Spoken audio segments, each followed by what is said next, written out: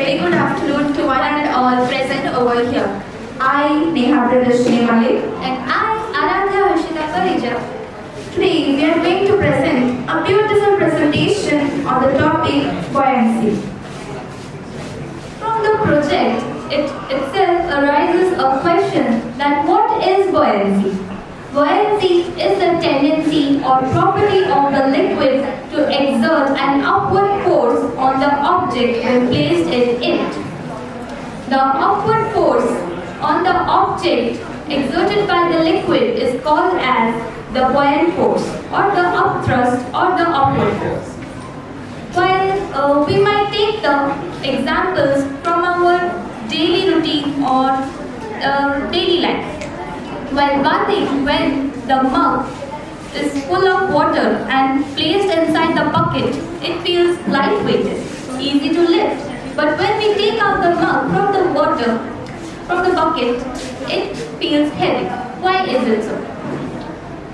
It is because of the buoyant force or the upward force which is acting on the mug, for which it feels so light as well as easy to lift.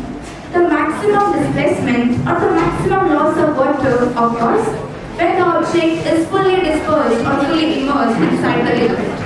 And the maximum buoyant force also acts when the whole volume of the object is inside the liquid. Now let's know the cause of buoyant force. The liquid pressure increases with increase in depth. The upward force acting on the bottom of the object when immersed in water is greater than the downward force acting on its top. So, the difference between the forces is the cause or reason behind the buoyant force. Now let us know what are the factors affecting buoyant force. First is volume of the object immersed inside the liquid. It means that somehow we have discussed it before also. That the more amount or the more volume of the object will be immersed inside the liquid, there will be more loss of water and accordingly the buoyant force also increases.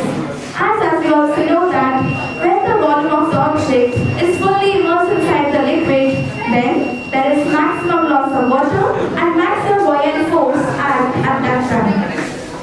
And the second factor is density of the liquid. This can be understood well when we take an example. Like if we tell a person to swim in a seawater and in a fresh water, then the person will surely say that it is easy to swim in a seawater than a fresh water. Why is it so?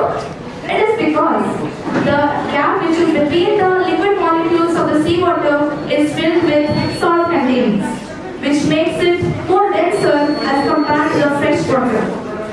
So we can say that buoyancy depends on the density of the liquid. More the liquid is denser, more buoyant force acts on the object. Now, let's talk about the displaced water. When we put an object in the water, it occupies some volume inside it, and the object push out some water. This push out water is called as the displaced water. Now, for further explanation, let us first know the Archimedes principle. That is, when an object is wholly or partially immersed inside the liquid, the weight of the water displaced by the object is equal to the buoyant force, or we can see that the buoyant force acting on the object is equal to the weight of the object when it is fully